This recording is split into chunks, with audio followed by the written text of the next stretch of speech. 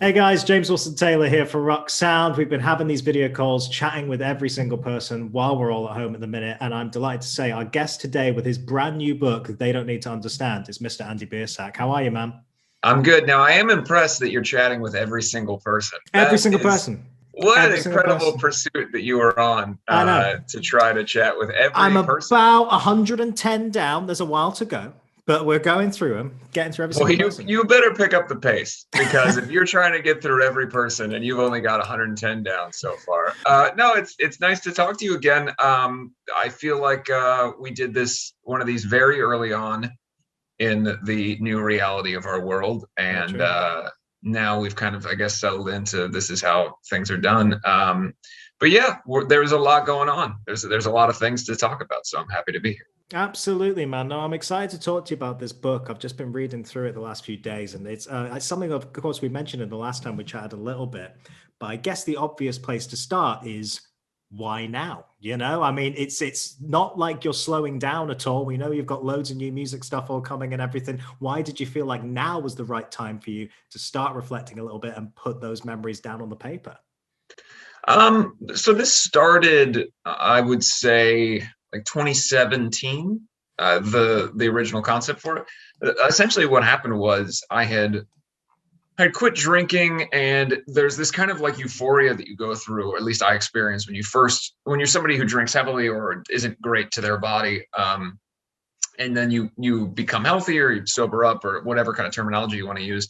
I went on the 2015 Warp Tour, and I had little few relapses, as they say, here and there. But for the most part, I wasn't drinking from then on. And then by the time I reached the 2017 Warp Tour that I did, it was full blown eating really healthy, working out every day, just feeling awesome. And somewhere in between that period, I went through this like initial euphoria to then the kind of all the things that I've been staving off for years by drinking heavily and trying to mask my feelings and my anxieties and all the things that I have felt since I was a young kid, all kind of came rushing back to me. And I was just in this really weird place where I kind of just felt both clarity and bum out, like at equal parts all the time. I would feel happy that I was acutely aware of my thoughts and what I was doing and all that kind of stuff, but also bummed out that I had wasted so much time, that I had acted embarrassingly, that I had maybe severed friendships or been bad to the people around me or whatever it was. And so all those things kind of came together, and I started thinking, well, I'm at this point in my life where I would really like to be able to write about everything I'm feeling, all of the experiences that I've had to this point. And, kind of you're feeling very kind of like introspective. I think for anybody who's kind of going through a big change in their life, you start to reflect on things. And famously, I was 27 years old. I think the 27th year seems to be one that is very difficult for everybody, but for some reason, creative people tend to have a very difficult time there. Obviously, there's the really tragic stories of all these people who have lost their lives at that age. And while I was fortunate to not be in that position, I certainly felt just this kind of weight of life at that age. And so I started writing down just different stories and things I could think of from my past, both from the perspective of getting out of that and also from an informative perspective of like, how did I get to this point, from the positives, negatives, everything in between. And then I basically kind of coincidentally at the same time was approached by a publishing company that was kind of just, at the time, they were just kind of throwing out, casting nets to get IP. This person's in a band or this person's some sort of celebrity of some kind. Let's do a book. And so, but at that point, there was really no belief in me that I could, at 27, write a book by myself. And I didn't really have any knowledge as to whether I could do that or not. And so I believed that I could figure it out, but I kind of went with what the plan was. And so I was assigned essentially a ghostwriter who's a very nice person. And we worked for about a month. And then I read back everything that we were doing, and it didn't sound at all like me. It sounded like somebody telling my story. And I have, not to be too self-serving, but I think I have a very distinct terminology, the way that I operate and the way I say and do things, I think is at least distinctive enough that a fan of my art could know whether it's me or not. And just from a personal perspective, I didn't want it to not be my story. I didn't want it to be a filtered version. So we wound up parting ways with that situation. And at the same time, I have been friends with Ryan Downey for years. He worked for various publications over the years that he's interviewed me in different capacities for cover stories and things. And he just had this wealth of basically me from the age of 19 through my mid to late 20s of these long interviews. And so I called him up and I just thought, well, one of my best friends and someone who's like a brother to me happens to be an incredible journalist. Maybe that's the place to go to try to like shuffle through some of these memories and thoughts. And he could really help me craft this narrative. So I called him up and then we hit the ground running. Ultimately, that previous publisher wound up falling apart. I guess the company changed hands and we were no longer doing the book there. And so then we just kind of had this several year period where when there was time, we would get together, go to lunch for a number of hours, sit at a local vegan restaurant by my old house and talk for hours and hours. And I would tell him stories and we would record those things. And then I would go home and write a bunch of stuff and send it to him. He would write things and send it to me.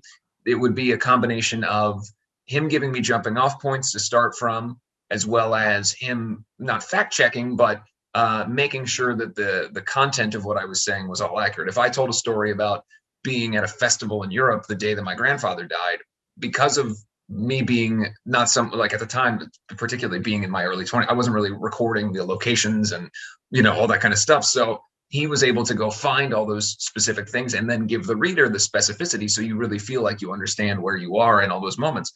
And then the decision was made to, and this is an extremely long answer, I'm sorry, but the decision was made to kind of, initially the idea was to do like vignette stories and then kind of cut it off right when the band started to go.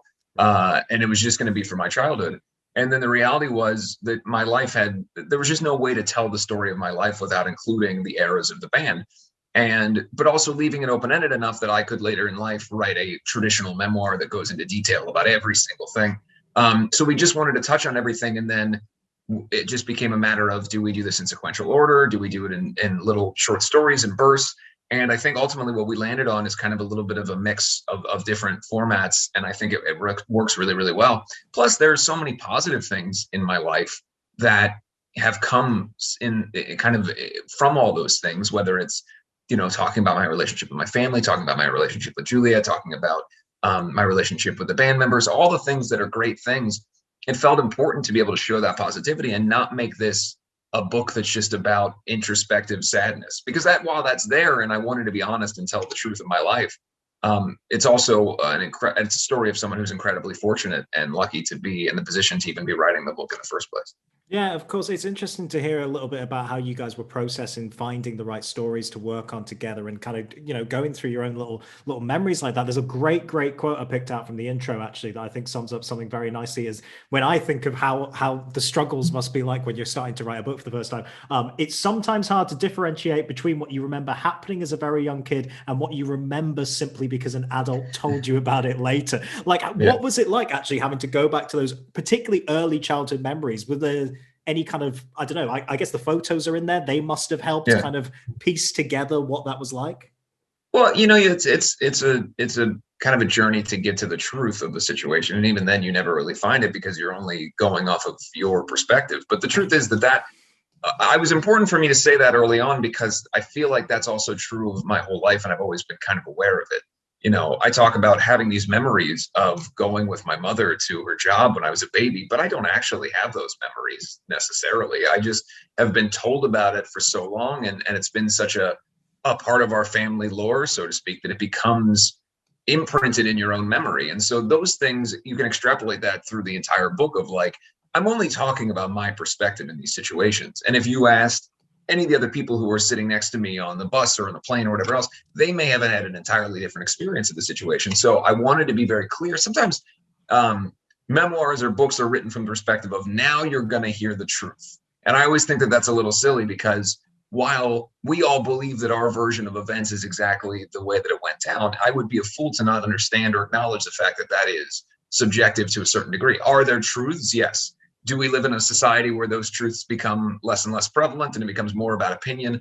Possibly, and that's very dangerous, and that's a whole other conversation. But the truth of the matter is that when it comes to a scenario that I'm describing, it's very likely that the nuances and the things within that context of that scenario could be totally different to somebody else. So I wanted to say up front, this is the way I remember the last 30 years of my life, and this is how I saw those events. And maybe somebody else would remember it differently, but you're reading my book, so that you're getting my version. Yeah, of course. And it's fascinating, those childhood sections, and particularly the aspect I want to focus in on a little bit, which I hadn't quite realized about you, was definitely a childhood love of musical theatre. And I know there's specific mentions of Phantom of the Opera and those kind of performances, going to performance art school for a little while. And something that, you wouldn't know this about me, I had a big musical theatre background as well. And I'm always fascinated when I run into people like yourself who are in the creative industries, who have had a bit of that basis and that backing, but gone off in a completely different direction, because loads of people I know did exactly that and do really interesting things, but you can still see where that influence is. And I think with your work, particularly with the band, of course, there's theatrical elements. It's definitely a part of who you are there. Talk to me a little bit about those, I guess, those days at the art school and what it was about that theatricality that really appealed to you in terms of its creativity. I think one of the things that I was fortunate with when I was really young was that all of the things that I liked were introduced to me as counterparts of one another, in the sense that there was no real distinction for me between Sweeney Todd to the Misfits to Bruce Springsteen or Alice Cooper. You know what I mean? It was all just like stuff I liked. And so the distinctions between those subsections of people and their interests came much later in life for me. So to me, it was all just kind of this big pot of shit I liked. And I could just as easily be listening to Elvis Costello as a kid as I could Michael Crawford singing Music of the Night. Like they were all part and parcel of just interests. So as I kind of went through life and songwriting and everything else, like I reference things like, for instance, I reference My Friends all the time because I like the way that song is structured. And we've actually utilized similar song structure a few times in some of our ballad songs, not stealing the song itself, but the pacing. And certainly because we've done a lot of concept records and that kind of theatrical stuff, it all plays in. But I think it's just a love of performing. And I think that, again, and I also touch on this in the book, is that I have had, for right or for wrong, that for my entire life, the assumption that I should be watched on stage. Like from a time I was a little kid, it was, hey, everybody come watch me do this thing. And I think that musical theater was a great opportunity to do that. I think that acting in any capacity was a great opportunity to do that. I think that not being particularly good in school and turning it into a joke and trying to get everybody's attention was a way to do that. I think playing a hockey as the goalie was a way to do that. I think everything in my life, if I'm really honest, is in service of trying to get attention. And that's just the truth of it. And I think that maybe some people would be reticent to admit that, but look, man, like that's just the truth of who I am. I like to perform and I like to entertain. And as a person in my life where I'm at now, I can play off of all those different things. I'll have a 2-hour-long conversation with my friend, my buddy John Bradley West, who we will talk for 2 hours on a given morning about Phantom of the Opera. And nearly every single time we talk, it goes back to Phantom of the Opera. And my friend Chance Kilgore, who I grew up with, he is Mr. Musical Theater. So he introduced me to all these deep cut shows when we were teenagers. And, it was just part of my upbringing. And then going to a school that was very musical theater oriented for a time, just being around people singing in the hallways and all that stuff. Like it's just a fact of my upbringing. So it certainly plays into what I do on stage. And I don't know that the hard rock or metal world understand how much of those things go hand in hand. When you look at Iron Maiden or anything else, which again I reference in the book, the iconography and the imagery, the theatricality of the show, the mascot, all of these things are very musical theatery, and it's just maybe people don't realize that. Yeah, no, it's funny. It always seems like a good gateway for creatives in a lot of ways. It's a very accessible medium in a lot of ways. But yeah, it's just always interesting to me to see little elements that appear in other people's work, like yourself, in that way. And in terms of, you mentioned the hockey stuff there, and there's a lot of really interesting childhood stories. The thing that I picked out on that I just found fascinating because it's so relatable was you making the mixtape for the friend of yours on the hockey team.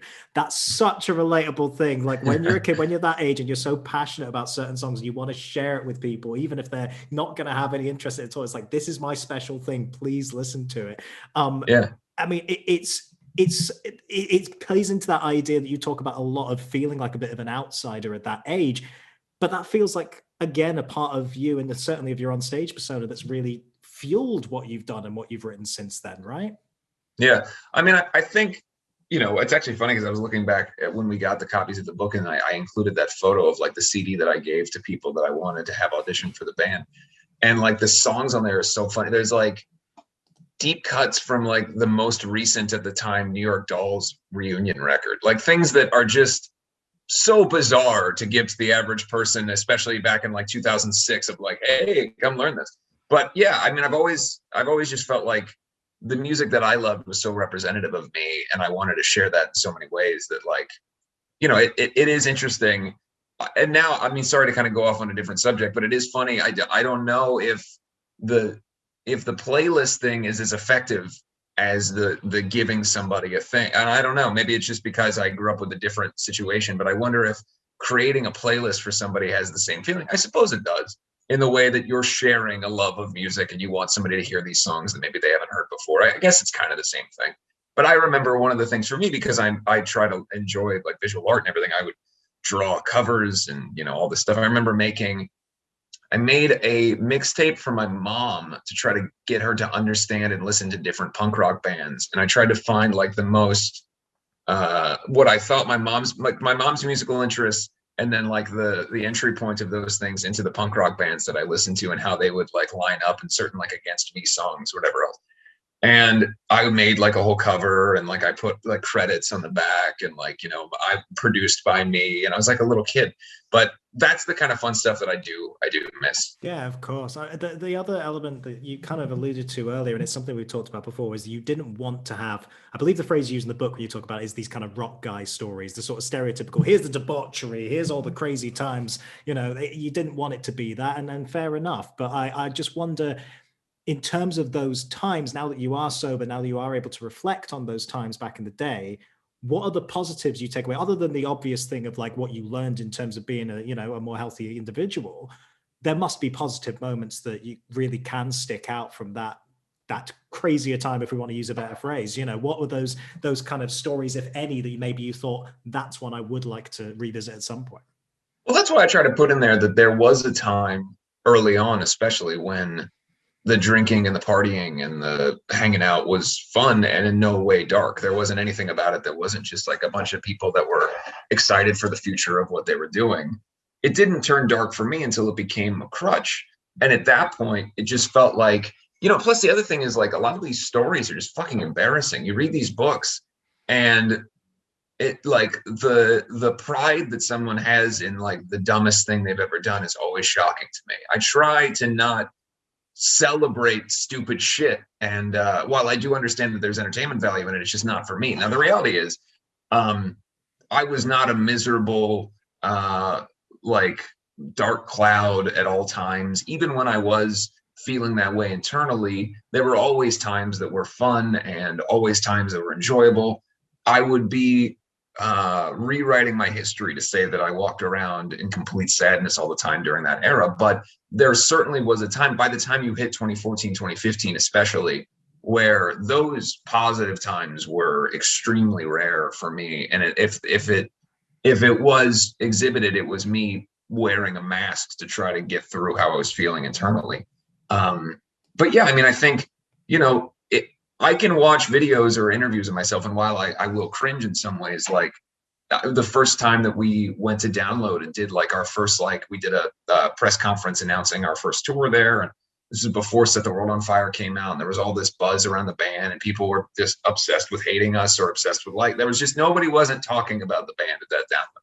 And walking around is like slamming different booze in every interview, and like every single interview I've got a different bottle in my hand, and like I was 19 years old or 20 years old. I was just having fun, and there's nothing about, and maybe if I look at it through the microscope of like those were poor decisions or whatever, but I can't really look at it that way, because the truth of the matter is that those were not dark times. That was just, being a guy who just always wanted to do this and getting this opportunity and being able to do it. So I would say that, I want people to take away from it, not, oh my God, you should be afraid of having a good time, but more so, please understand that in my experience, those good times can often turn into not so good times, and to be consciously aware of yourself and what you're allowing for yourself. And if there are things that you're trying to mask with booze or alcohol or drugs or whatever it is, it's not really going to work. And ultimately those things will come back and potentially worse. No, of course. It's funny as well. The other really interesting thing, particularly talking about the band and those kind of early reactions and stuff, it's really, really lovely notice. So it's towards the end where you say about the fans, which is something, we talked about before, a lot of how grateful you are of that fan community. But the quote I wanted to pick out, the connection Black Veil Brides has with our fans has meant everything. I could fill this entire book trying to list all of the incredible stuff fans have done for us and given to us. In many ways, particularly the latter end of this book, really does feel like a love letter to those fans and to that community. What do you hope that those people who stuck with the band through all these years take away from reading this book?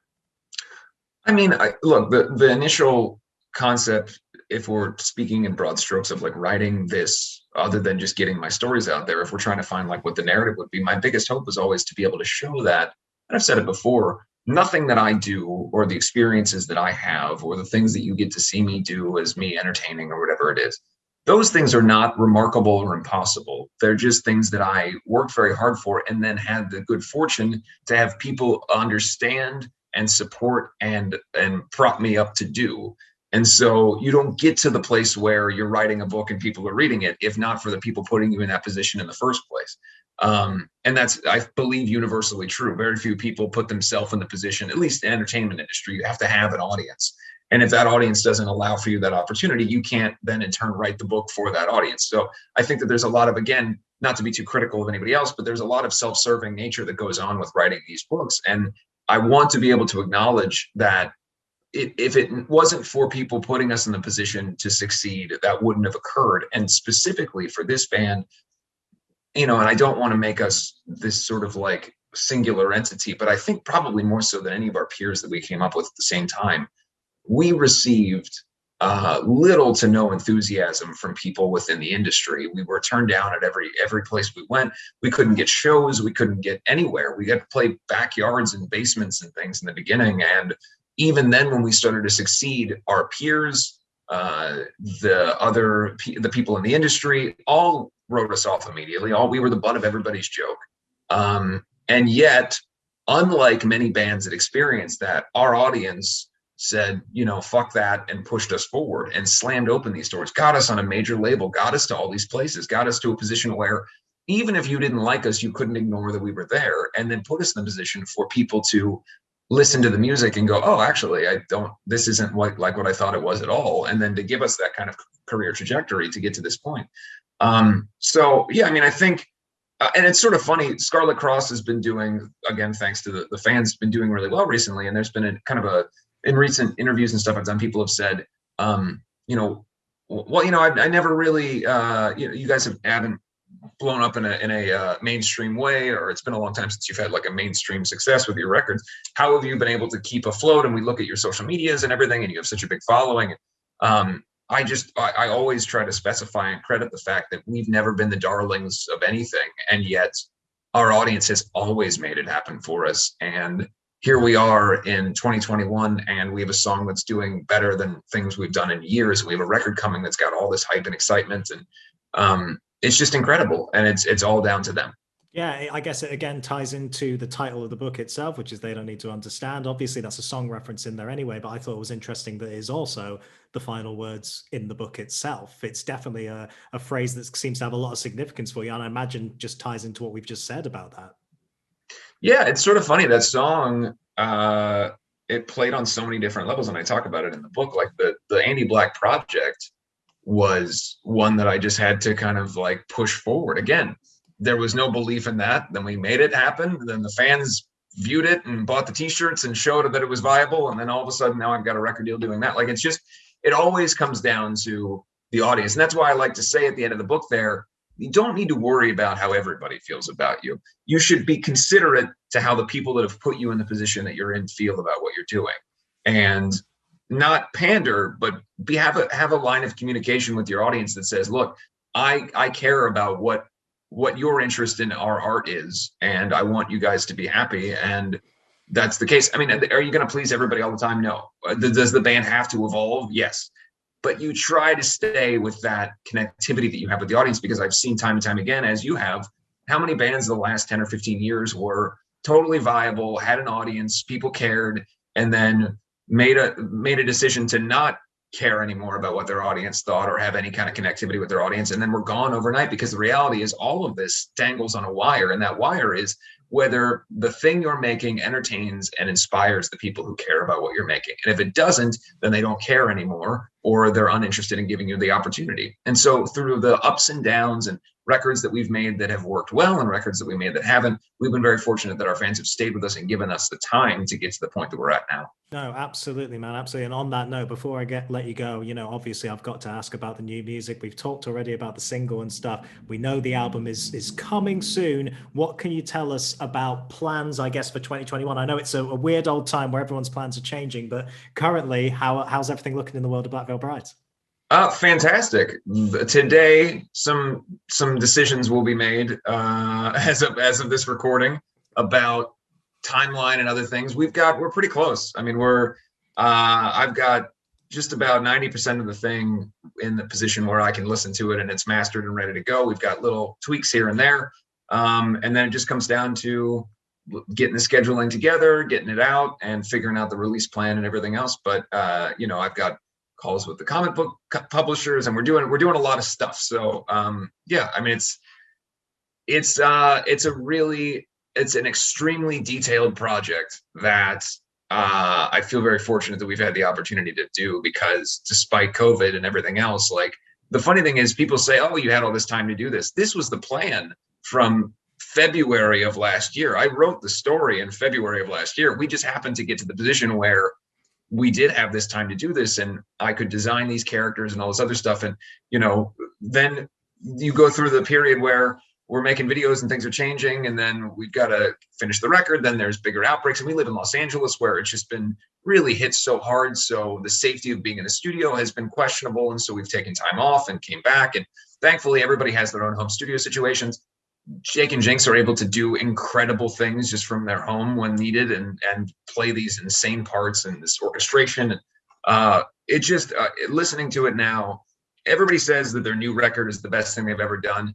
But I would say that, to me, this album is as good as the best things we've done. To me, it's the best thing we've done since Wretched and Divine. And I think it ranks up there as far as like a complete work with the best stuff we've done. So I won't say you're going to love it more than anything else, because you never know. But for us, it's the thing we're the most excited about in years and years. And it feels like it's a fucking great album. And listening to it, I'm obviously not an objective listener, but as trying to take myself out of that and put myself in the position of just a listener, I think that there's not a single song on it that isn't just awesome. And we're so excited about it. Really exciting stuff, man. Exciting times ahead. Well, in the meantime, people can go check out the book now. There's the audio book as well. I encourage you to do so if you're a fan of Andy's work. It's a really, really fascinating read. And just in the meantime, as always, man, stay safe out there. We will see you in the UK when we can. We really hope it's getting sooner. But all the best. I hope so. I hope so. Fingers crossed, man. Absolutely. All right, Andy, everybody.